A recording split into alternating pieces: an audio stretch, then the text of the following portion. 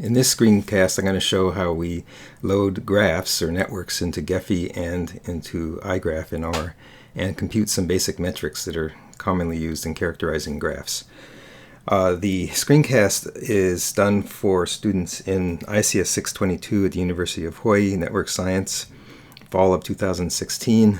It's intended for students who have already done assignment 1, and this is just a quick recap of how to do assignment 1, but other students may also find it useful if you pause it as I go along and try things out yourself. It's the very first one of the semester, so it's like this fledgling albatross on Tern Island in the French frigate Shoals. We're about to take our first flight in doing network analysis. Okay, so here I am in Gephi version 0.9.1. And I also have up here the assignment that I gave to this class. What we're going to do here is we're going to load this graph that was from a European Science and Society study. It's a graph of websites. It comes in this Gephi format, which is an XML format that was developed by the Gephi team. And we're going to load that in, but that format is not read by igraph without another plugin that can be loaded. But to demonstrate how we use Gephi to convert graph formats, we're going to convert it to a format that igraph can read, and then we're going to do some work in there. So first let's load it into Gephi, run force atlas 2 just for fun, color the nodes by country. So here we go. I'm going to do file open. I've put everything in this network science demos folder. Load that in. I'm going to point out some things along the way. Notice here this graph has parallel edges, which means that at least one pair of vertices has two edges between them, and many algorithms can't handle that. So what the loader does is it merges them into one edge and it combines the weights. This is probably not a problem, but it's something to be aware of when you're loading in graphs. Also, it's I got this off the internet. It's using an older version of Gephi. It tells us how many nodes we're going to load, how many edges, and we can choose between undirected, directed, and mixed, although right now it's just giving us undirected and mixed. And we're going to say new graph. If we said append graph, we would add it to whatever graph we already had loaded, and that's sometimes very useful for accumulating data from multiple sources. So let's go ahead and do that, and it loads it. And random layout. Notice up here we have the number of nodes, number of edges loaded in its undirected graph. And the first thing we wanted to do was just make it look a little prettier. I'm not going to talk about screen layouts and or layout algorithms in this screencast. I'm just going to run one, which is nice for moderate-sized graphs.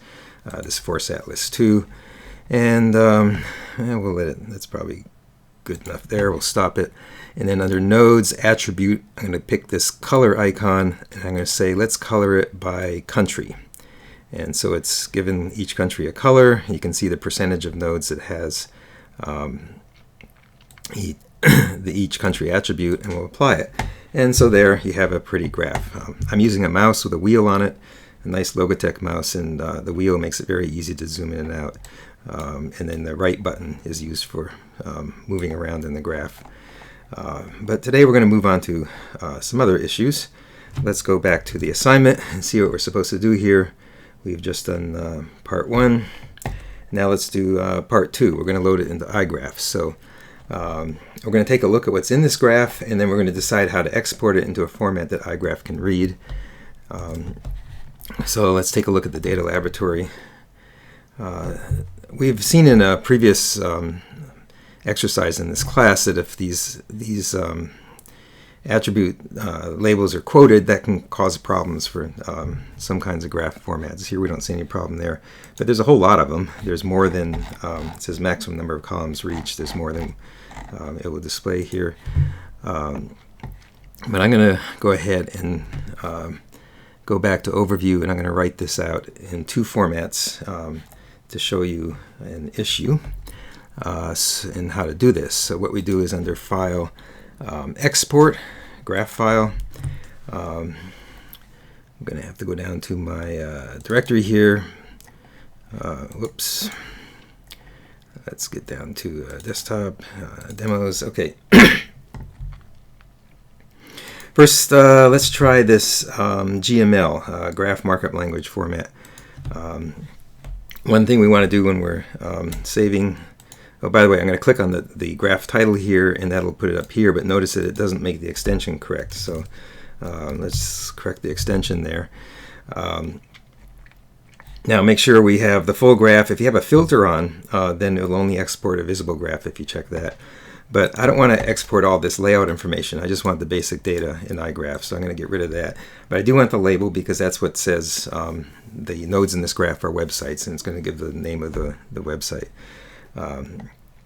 So I want the label and the attributes. So I'm going to save that as GML. Okay, down here at the bottom it says successfully exported on the lower left.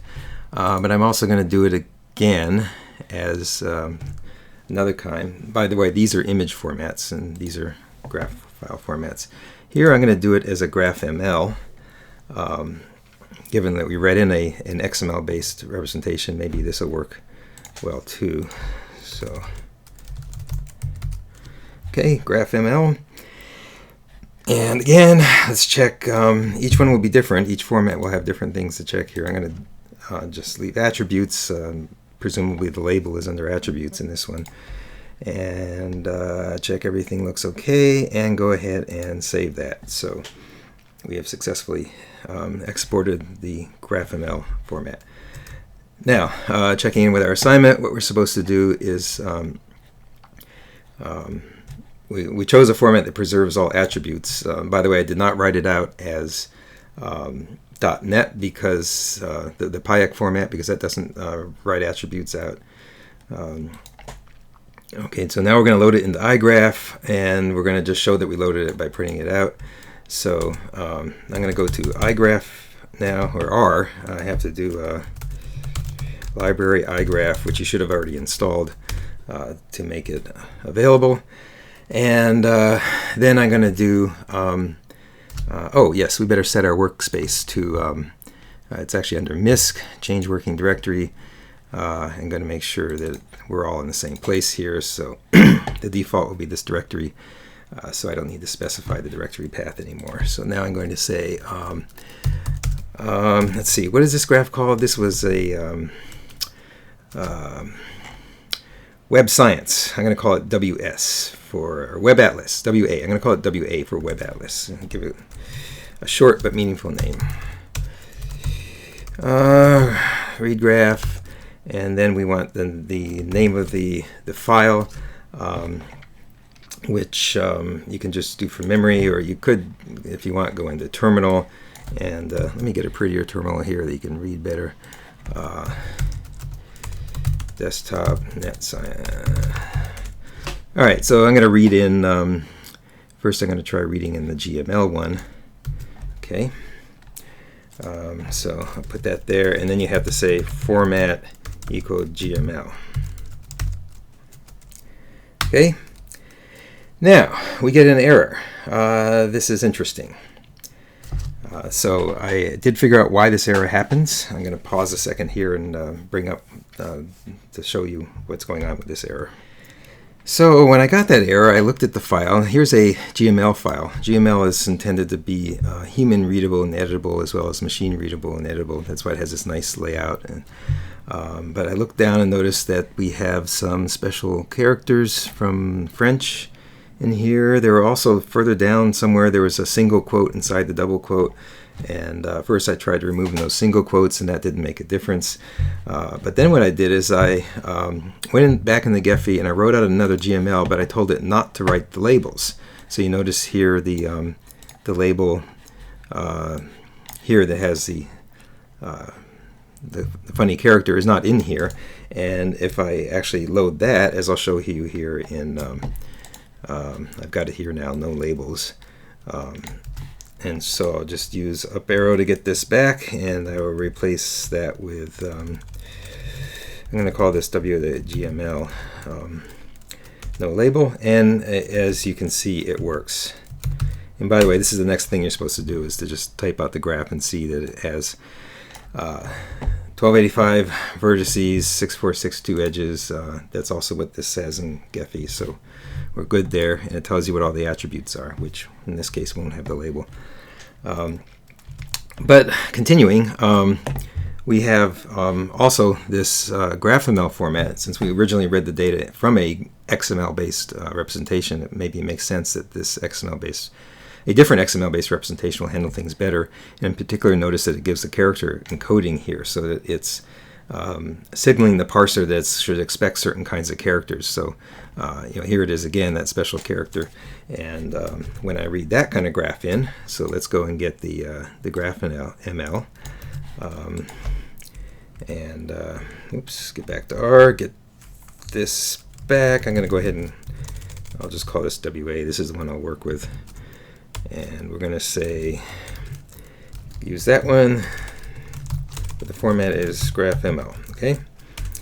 And it works. It's the same graph as above. We just have the label attribute in this one that we didn't have in the other one. So that's a demonstration of some of the things that can go wrong converting formats, and sometimes you have to do a little debugging, data cleaning. It's notorious in data science that data cleaning is one of the most time-consuming things you have to do. Okay, let's return to the main assignment here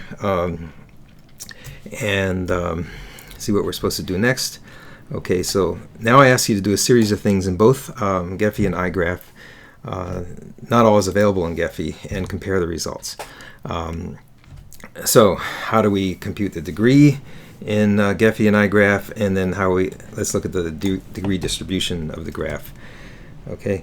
By the way, I meant to mention that when I try to read that original GML file back in the Gephi, even though Gephi created it, it hits an error, and there'll be a little down here, a little icon that when you click on it says there was a Java null pointer exception something. It just sort of doesn't do anything, and it sits there. And so sometimes you have to remember when you hit an error in Gephi to just check down here. I don't want to do it now because I don't want to mess up this demo. But anyway, let's go to statistics. This tab over here, I had it on filters. Let's click on statistics, and you can compute average degree. And you get the degree of 10.058, and you also get a degree distribution plot. Which is a little hard to read because these little red dots sometimes seem to disappear. We're going to compare it to what we do in R. We can also do weighted degree. Well, I didn't do this with you. Let me go into Data Laboratory real quickly here and click on Edges and look over here. And we've got some edges have a larger weight. So I guess this may have to do with the number of times one site references another. I don't know. There's documentation on this network that you'd have to read to know that, but they have weights. So if we run weighted degree, notice we get a different answer, and it's a little bit higher, which makes sense because some of the weights are greater than 1. So we got a greater amount into the sum. Now, if you want to get the previous report back, you just click on that little thing right there, and there's the previous report. And so now we got both of them that we can compare. Just a slight difference in the degree distribution. Let's now go to R, and we're going to do the same thing here. If I type degree WA, that will give me the vector of the degree of each node, and it'll fill the screen many pages. That's not what we want. We want the average or mean, so we're going to just type mean, and that's going to get 10.057, which is what we had here. Okay. There is a way to do it weighted, but I'm not going to look into that now. Let's do the degree distribution. So let's get a degree distribution object. You get that with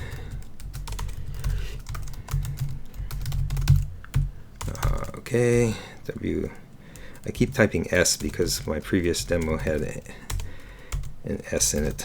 Okay, so that gives us a degree distribution object, and it would also fill the screen if I inspected it, but now I'm going to plot it.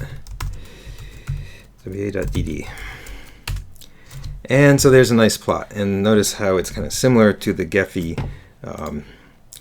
average degree, but it's a little prettier, a little easier to read. So this is probably a better one to use for publishing. And if you want to publish, you should look into the plot commands to find out more about how to control scaling and labels and so on. You can have something better than index. You can put a label at the top and so on.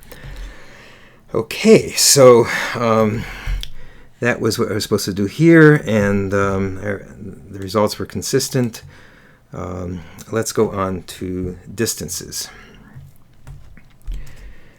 Let's see, we want to find the average path length and diameter of the graph. Okay. Let's go to Gephi.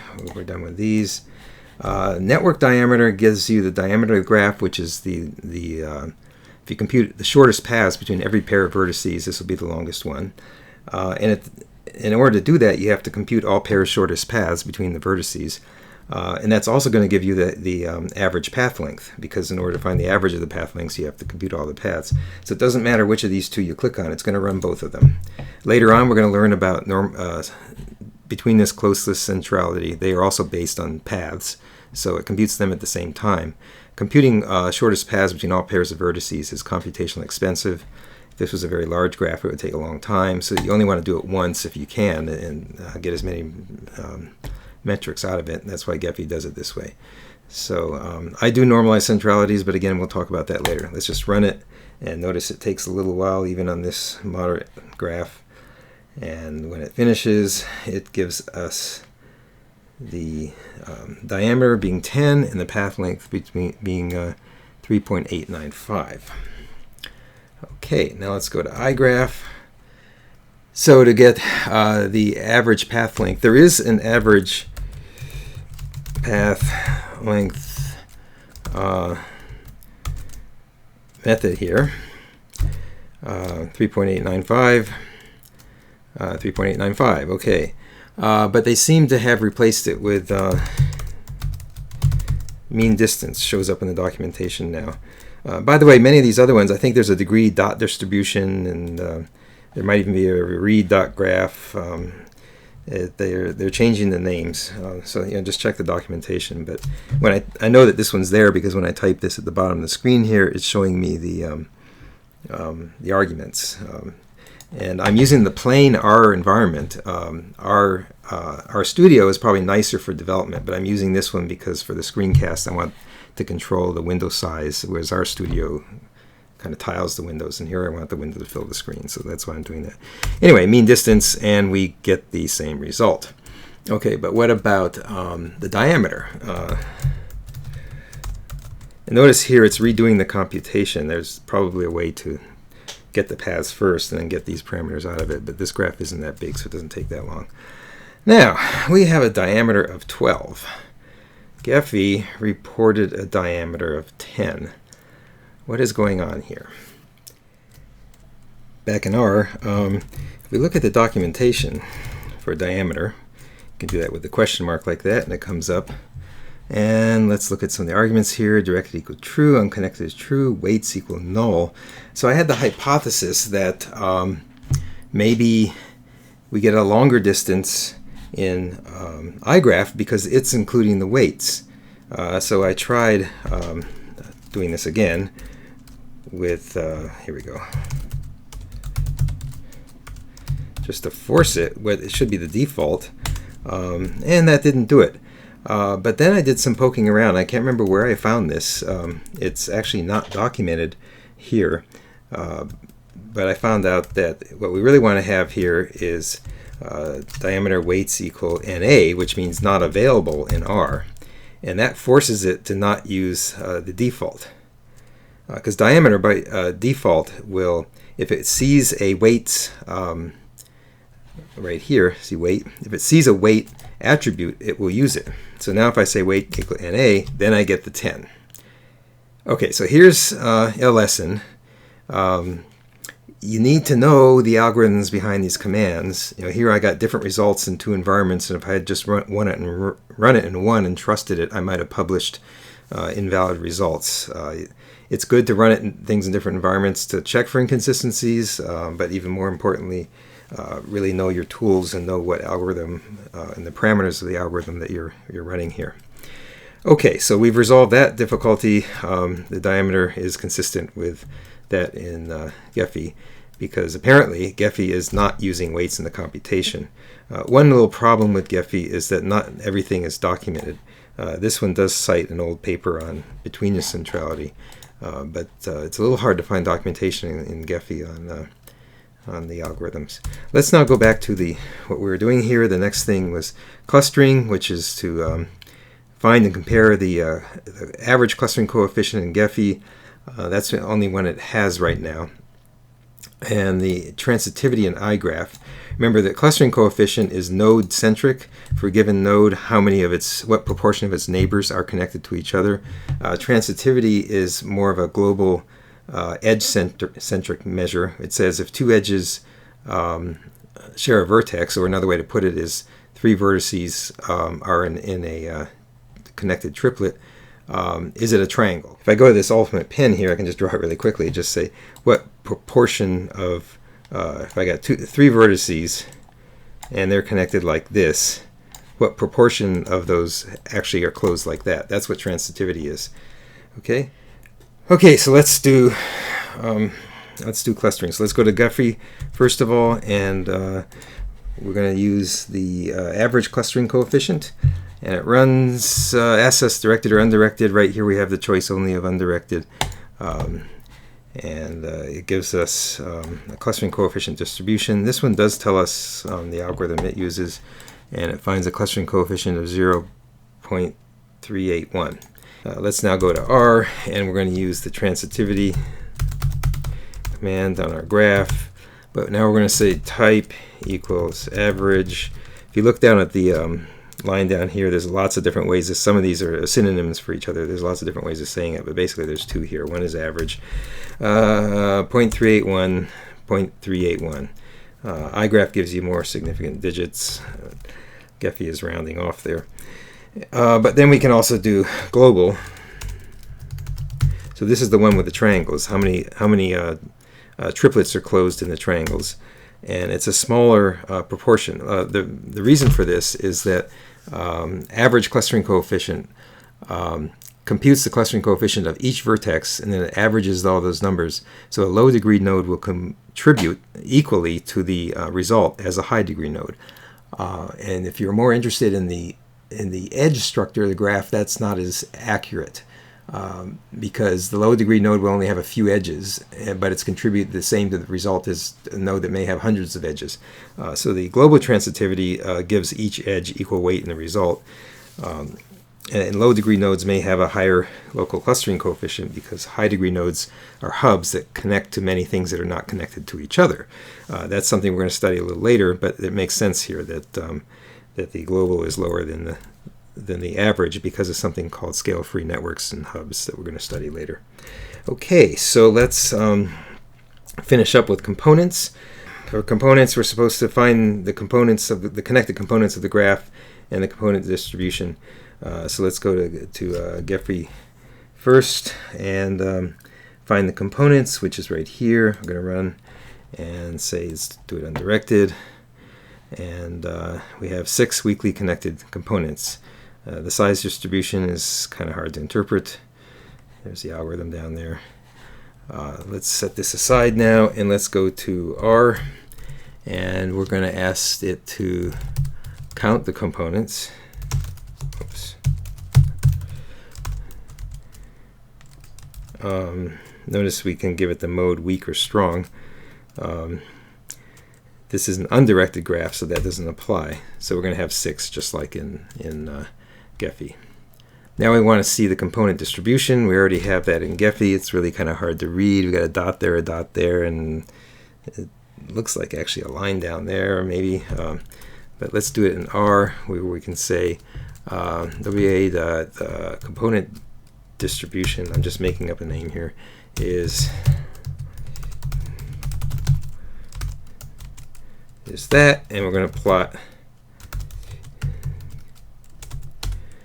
Okay, and we're going to go to that window, and here's actually there was one over here too, and most at the bottom, so you can see that that's the same as Gephi. There's a red dot over there, but the graph is nicer in igraph.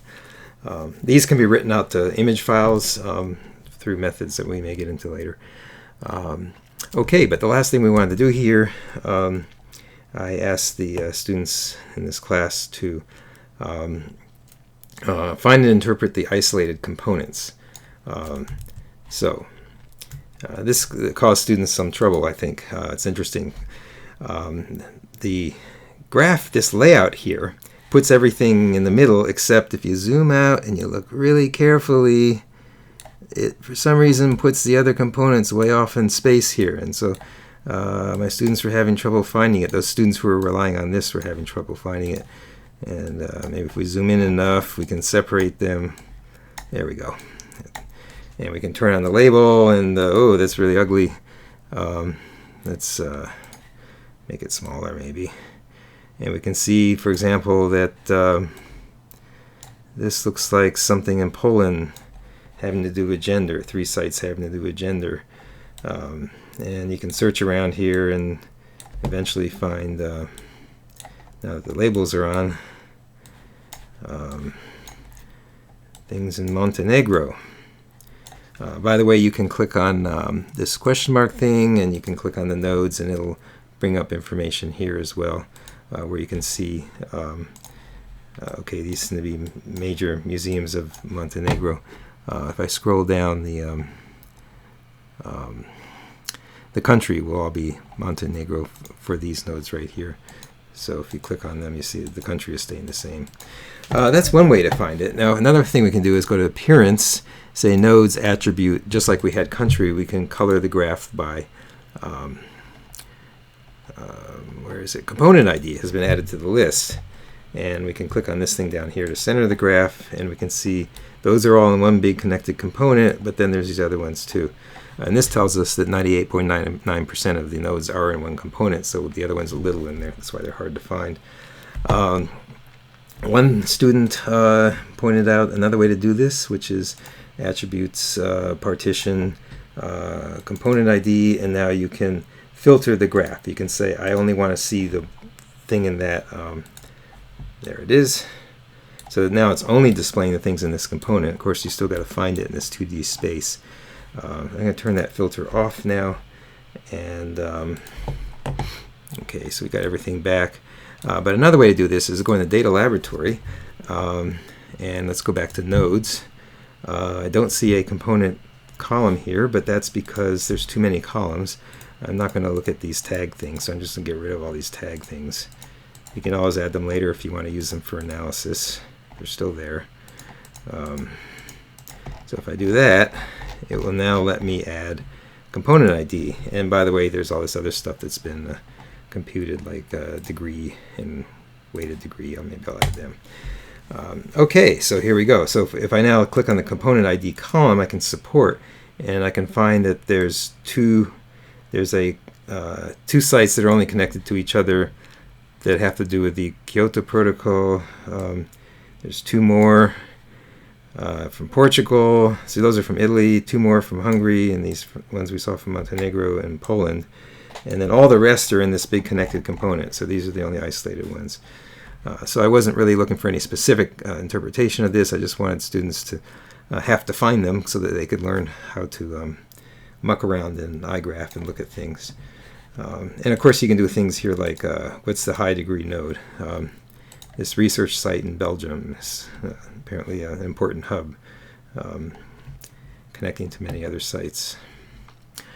Okay, so that is actually the end of the demonstration related to this week's topic. So I guess I will stop there. Thank you.